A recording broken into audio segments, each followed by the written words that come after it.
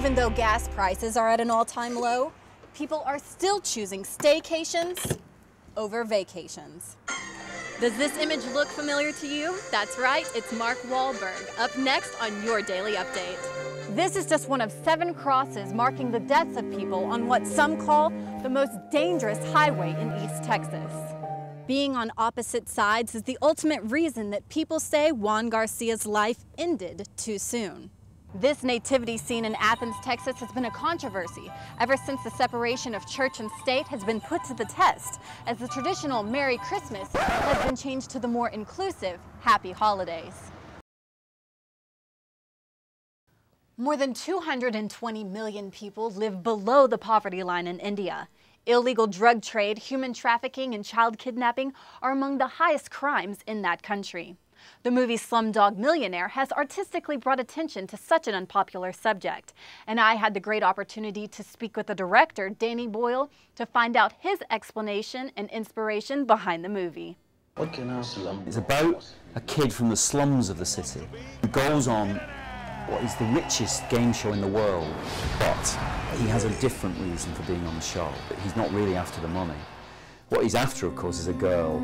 That's what India's like. It's a mess of contradictions and things. You just got to enjoy them, and they say you've got to embrace the contradictions. If you do, you make benefit, glorious benefit, from it. It also allows us to experience the hardships of children growing up in the slums of India. And sharing his secret to becoming successful, Boyle answered, You can fall on your face and it can be awful, but it's in the risk-taking that you'll only ever get to anything really special, I think.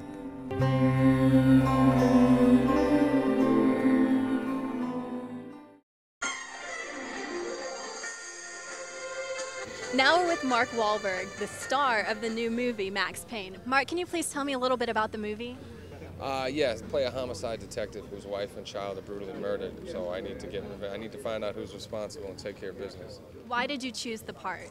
I just read the script and I loved it. It was a nice change of pace from what I've been doing lately. I played a science teacher, and then I played an accountant in The Lovely Bones, so I needed to go out and crack some bones. Some movie critics believe Max Payne should be a movie that all of Wahlberg's fans enjoy.